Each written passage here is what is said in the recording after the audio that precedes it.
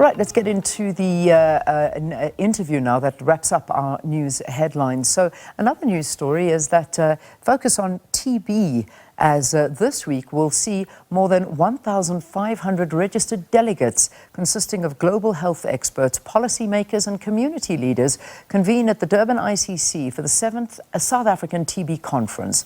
This amid reports that despite medical advances, TB remains the #1 killer, mostly in poor communities. For more on this year's conference, we are now joined by the Deputy Health Minister, Sibongiseni Dhlomo. I beg your pardon, Deputy Minister. Lovely to have you. Thanks so much for joining us on the program. Good morning, Leanne, and good morning to all the SAFM Morning Live viewers. Thank you. Thanks very much, Deputy Minister. So, I mean, TB, this has always been touted as one of the biggest killers. Despite being treatable, why do you believe that this is the case? Leanne, you probably won't even fathom to believe that we have just in South Africa alone over 250 deaths per day, which is almost a jumbo jet crash, but we hardly ever raise it. It is a matter that has actually been really promising. Before COVID, we have been seeing globally a decline in the deaths of TB, but during COVID and post-COVID, numbers have since gone up. Now, you are correct that this week, starting from today, scientists, academia, all clinicians, leaders of civil society, members of parliament, government departments, our recipients, clients, patients themselves will be together in the ICC at Durban to look into how can we, as the theme says, working together to get TB back on track. We are actually challenged, and we are now very much educated in health that we should look beyond biomedical programs, which is mainly drugs, medication, and all that, to say what else can be done.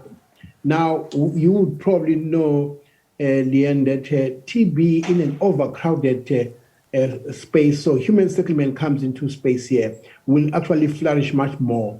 TB in the poverty-stricken communities will flourish even much more. So unemployment, poverty will have a serious impact on this issue. Yeah. So while we want to actually strengthen our TB access, which we need to do, medication, but we need to also be aware of these other social, political and economic pressures that will make TB not being a winnable disease to really cure.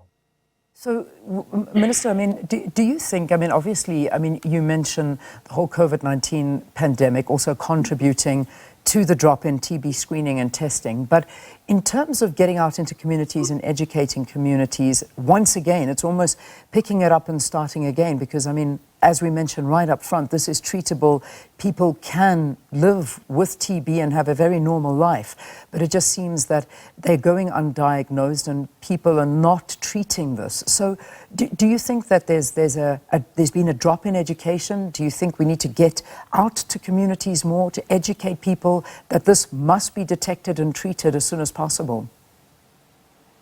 We should, yes. We should strengthen our sort of surveillance, screening, and also start the treatment.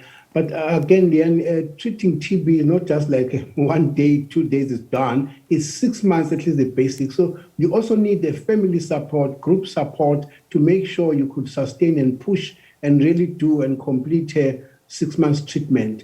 But more than that, it's also really calling on our people to say, I mean, from time immemorial, we have had TB in the world, in our country. I mean, heaviest is in Western Cape, KwaZulu-Natal. Those are provinces where it is really endemic so much. So we need to be saying, what else can we do to access, go into the community, but not only just health, TB in schools, TB in prisons, TB in the mines. All those are areas where if we are not really able to identify and start treatment early, we would then not really be able to see success stories out of it. Yeah. This conference, just to talk a little bit about this, I mean, the idea is to try and assist the situation on a larger scale. How is it going to do that, and who are you expecting that will be there? Like I did say, there are scientists internationally and locally who are here to actually educate some of us as government, policymakers, to say, policymakers, these are our new findings. This is what we want you to really focus on and do this and maybe improve on that. We also want to learn from our clients, patients, and the society as to what are they finding out in their communities where they live. We also want to accelerate and push our scientists to really make sure, can we not find a vaccine eventually on TB? Can we not find new drugs easy and manageable by our patients? So those are issues that putting our heads together, all of us collectively should maybe on Friday be able to say, where are we in terms of the advancements? Where are we in terms of where we come from with the backlog? Can we go and accelerate this, that, and the other? So that is our desire and the wish by the time we close the conference on Friday. All right. So, Minister, that's good. I want to now just move on to another issue that we saw coming out yesterday, and that, of course, with regard to COVID. We saw that there has been a second reported death from a COVID vaccine, and this is due to what's now something called Guillain-Barré syndrome. And I think, if I'm not mistaken, the earlier death also reported was Guillain-Barré syndrome and from the Johnson & Johnson vaccine. What's going on? Talk to us about the reports that are coming out and the risks associated with getting the vaccine. Leanne, it is also a condition that is always associated with this vaccine. And you probably know we have probably gone way above 50 million within, 25 million in our country vaccinated. And therefore we pick up that one or two will have these severe adverse events. So it's an adverse event that is associated with it. So it is something that is being monitored right through amongst all of us who are vaccinated. But it is a finding that will then have to be supported.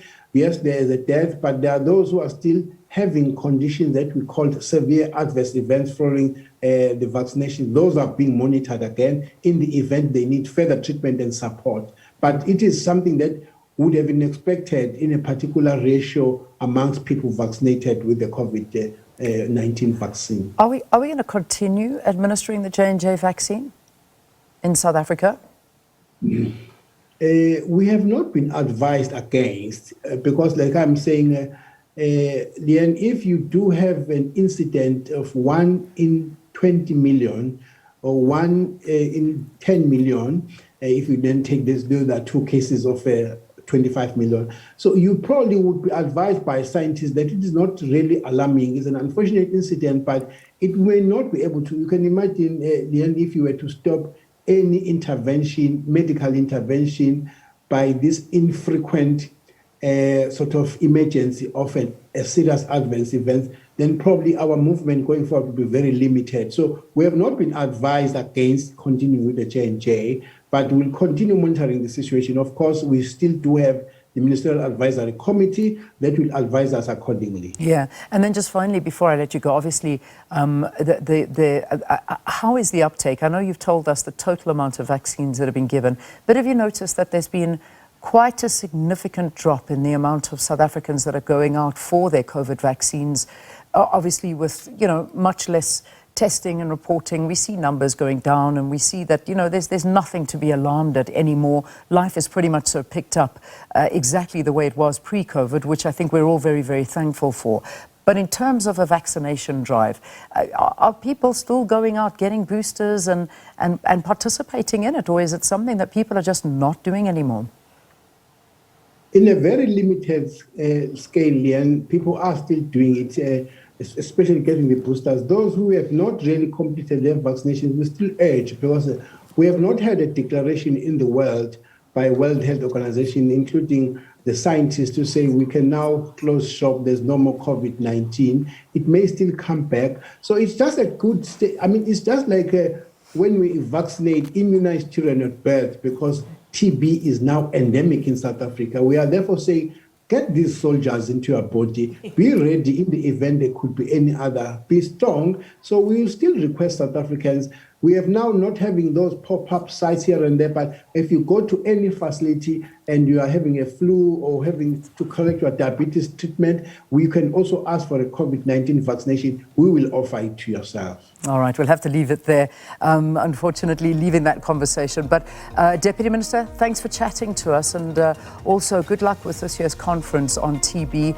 And it really is, besides everything else that South Africa suffers with, it is still that number one killer in most poor communities, and that of course is TB. The conference taking place in Durban, and that'll be happening on Friday. So yeah, we'll cover that one for you. That was our Deputy Minister of Health, Sibongiseni Dhlomo, talking to us via Zoom.